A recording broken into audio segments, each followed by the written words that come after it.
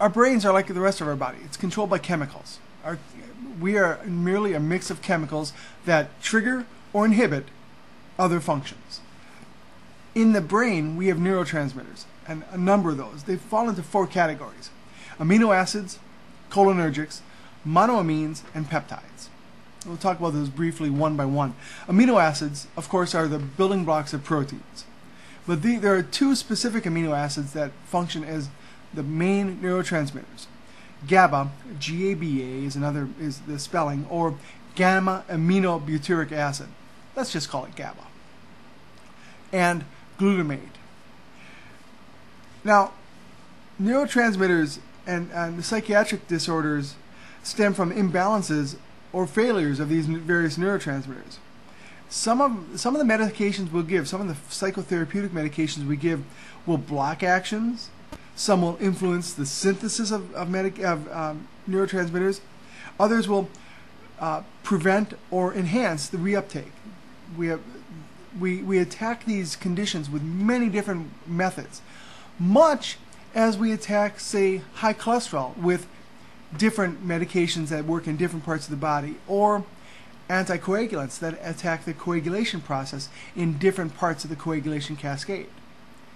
So we have many different ways of attacking these.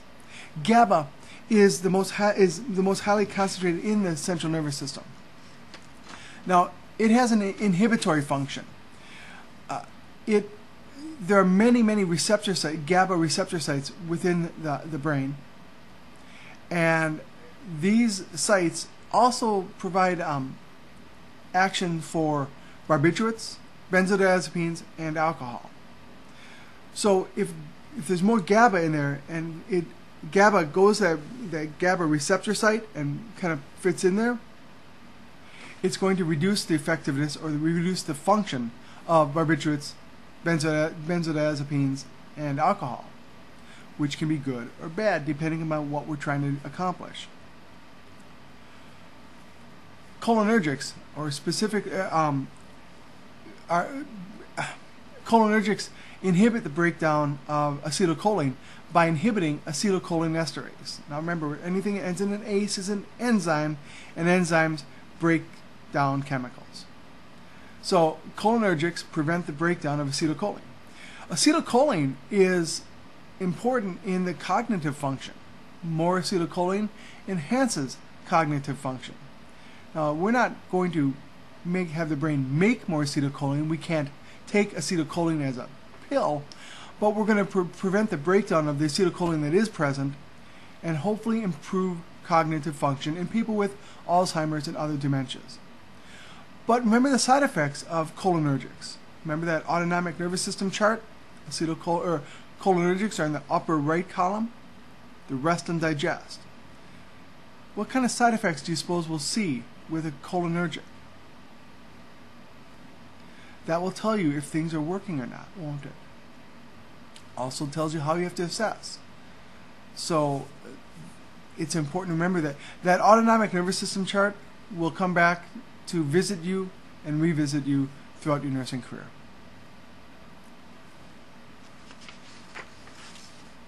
Monoamines are neurotransmitters. There's 3 specific monoamines: dopamine, norepinephrine, and serotonin. Levels of dopamine influence movement and symptoms associated with psychosis and Parkinson's. So if we can improve the dopamine levels, we reduce the symptoms of psychosis and Parkinson's. And we'll talk about those medications later. Norepinephrine drives the sympathetic nervous system. And that's the left column, right? It's also implicated in mood disorders. Serotonin is also a mood disorder player, but it also affects the sleep-wake cycle, motor activity, and pain receptors in the brain. Some of these receptors are also influenced by circadian rhythm, our personal circadian rhythm, our wake sleep system, our preference for daylight versus sleep. So think of seasonal affective disorder. some people are affected by seasonal affective disorder, and they can be treated by simply using sunlight to help improve the serotonin levels in our brain. Peptides help modulate the perception of pain and emotions. So a person with altered peptide levels may need more or less of pain medication. It's a complex system. I'm not going to kid you. It is a complex system to work with. It's also, in my opinion, exciting because it's so variable. No two people will have the same exact response to medication because of the chemicals in our brain. Maybe I'm just crazy, but that makes nursing more interesting. There's also antipsychotic agents, typical and atypical. Typical antipsychotics antagonize dopamine in the CNS. Now remember what antagonize means. There's agonists and antagonists. Agonists help the dopamine have a more of an effect. Antagonists prevent the effect of dopamine.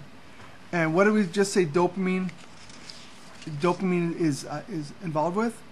Movement and symptoms of psychosis and Parkinson's. So typical antipsychotics will be taken for those conditions. Atypical antipsychotic agents inhibit dopamine receptors, but also inhibit serotonin receptors to varying degrees. So they can be used for other conditions beyond psychosis and Parkinson's. So psychotherapeutics is based on the theory of emotional and mental disorders, that mental disorders are associated with abnormal levels of endogenous chemicals such as neurotransmitters in the brain. Endogenous is the opposite of exogenous. Endogenous, naturally occurring within. Exogenous, added. So endo is within, ex is external. So when we give a medication, let's look at insulin. We make insulin all the time. That's endogenous insulin. When we give insulin, that's exogenous. It's coming from outside. So make sure you understand the difference between exogenous and endogenous. Side effects of pharmacological agents also can be linked to the neurochemical influences within the person too. So let's talk about the sleep cycle and sleep disorders. When we look at sleep disorders, we're looking at sedatives and hypnotics. Sedatives quiet the patient. They give a feeling of relaxation and rest. Not necessarily sleep, just relaxation and rest. And sometimes drugs can have both a sedative and a hypnotic effect. And their effect depends upon the dosage and condition of the patient. A small dose of the drug may be a sedative. A large dose may be a hypnotic and produce sleep. Insomnia is one of the most common sleep disorders, and my guess is many people that are watching this have insomnia at times.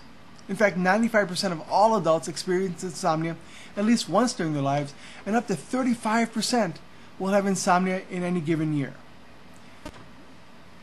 Insomnia is defined as the inability to sleep. It is not a disease, but it's a symptom of physical or mental stress. Insomnia is a very common disturbance associated with many mental disorders. It's also a very common disturbance associated with being a student. So, those of you who have insomnia out there, it doesn't mean you have a mental disorder. It means you're a student and you're stressed because you want to perform well. So we're going to help you understand this condition and what we can do about that to help improve your sleep cycle and maybe improve your overall health. There's 5 stages of sleep, stages 1 through 5, and then stages 1 through 4, and then REM sleep. Stage 1 is a transition between wakefulness and sleep, and it's just a few minutes. Have you ever just, been going to sleep and all of a sudden you are just floating? Or suddenly you have that jerk? That's stage 1. You're almost asleep. Stage 2 is about 50% of your normal sleep time. Stage 2 is you're easily awakened. So you're generally relaxed. You awaken easily, but you are drifting and floating. And if I were to wake you up, you would probably say you never slept.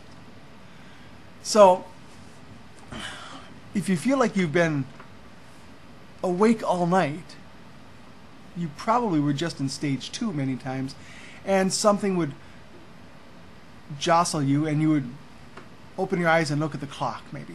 Oh, I've been awake for hours. Probably not, but you were not sleeping very deeply.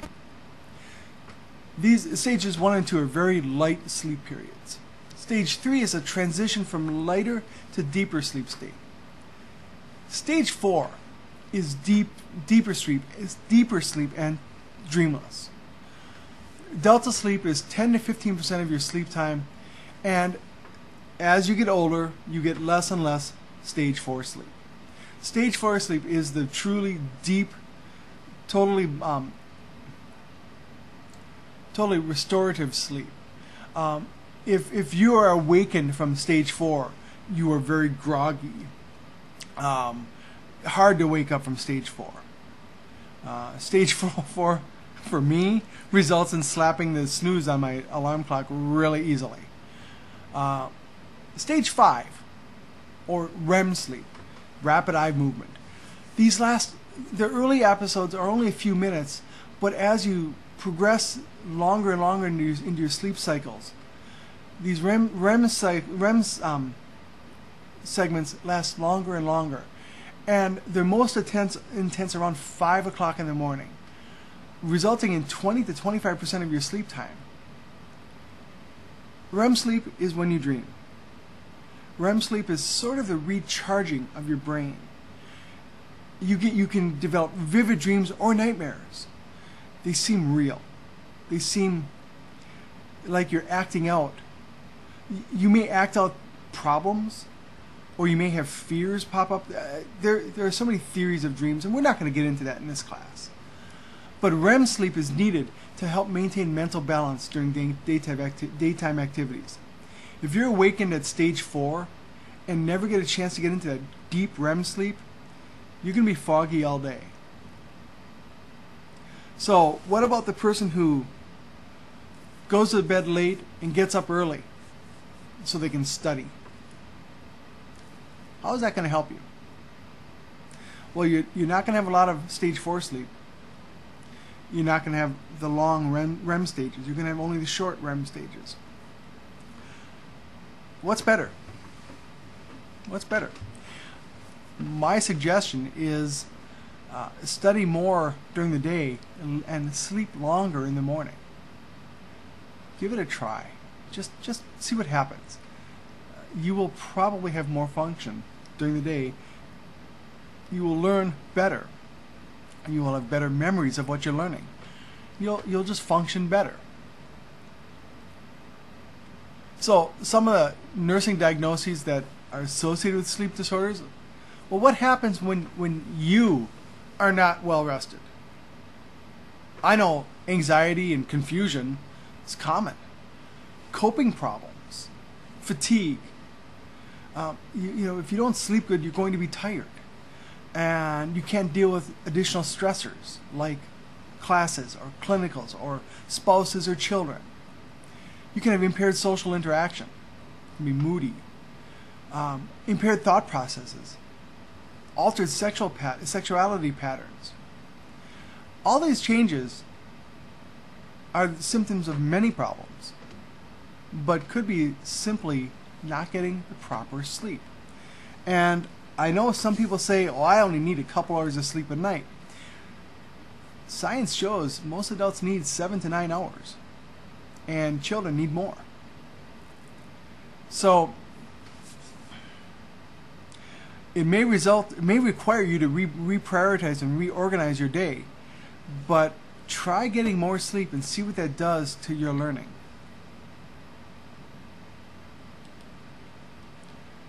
So come back and we're going to talk about specific medications for sleep disorders.